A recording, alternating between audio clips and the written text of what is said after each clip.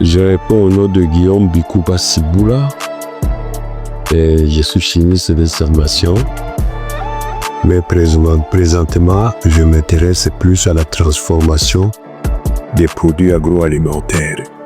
Et le thème du jour, c'était la transformation et innovation dans les domaines agroalimentaires. Donc, il était question de montrer aux participants une opportunité de transformer des produits des champs et à petite échelle. Puisqu'on semble croire que la transformation, c'est pour les grandes industries, mais à petite échelle, on peut arriver à transformer pour donner un peu plus de valeur ajoutée aux produits des champs. Puisqu'on on vend d'une façon brute, les produits n'est pas bien vendus, mais avec une petite transformation des produits des champs, on peut arriver à donner une valeur aux produits et surtout arriver à donner une bonne présentation. Un produit bien emballé, étiqueté et on peut arriver facilement à mettre ce produit sur les réseaux sociaux et faire la vente innovée, comme on peut le dire.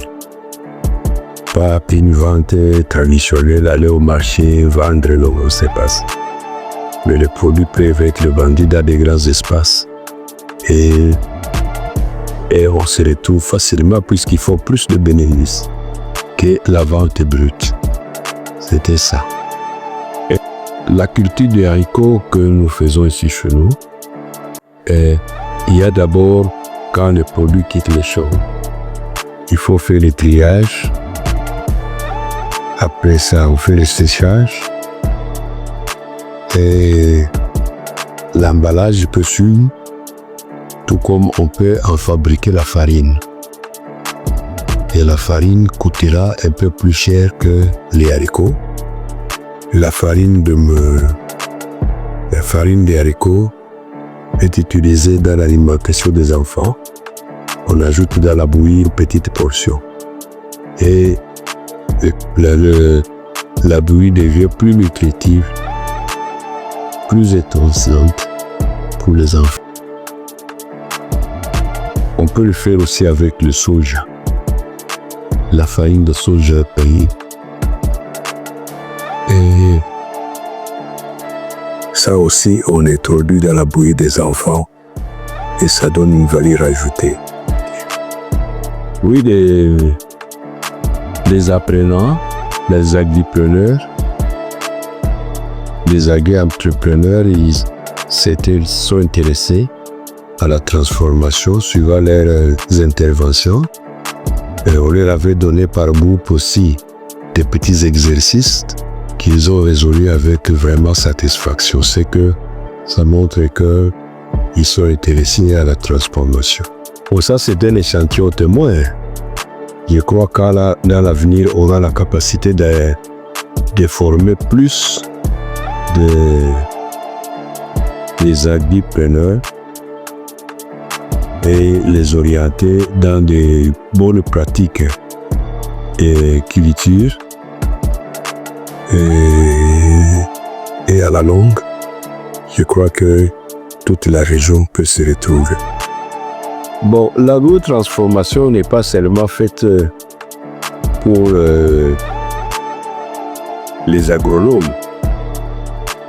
Et on peut ne pas être même agriculteur.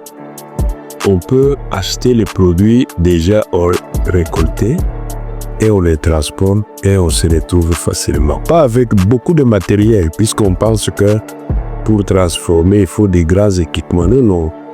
Même avec des équipements rudimentaires, tu peux mettre un produit sur le marché, même avec l'artisanat. Quand on pratique les bonnes méthodes de transformation, des bonnes conditions hygiéniques, des bonnes pratiques de transformation, on peut mettre un produit de qualité sur le marché, même si on travaille dans l'artisanat. Question de se prendre, de respecter un certain nombre de règles d'hygiène et arriver à mettre un produit présentable, étiqueté. Vous avez même l'origine des produits sur les étiquettes. Et la vente maintenant en ligne, vous présentez vos produits sur WhatsApp, plus Facebook, Twitter et consorts, et vous pouvez vendre en ligne et arriver même à être payé sur WhatsApp, sur Airtel Money, M-Pesa, Orange Money. Ça, c'est vraiment petite innovation.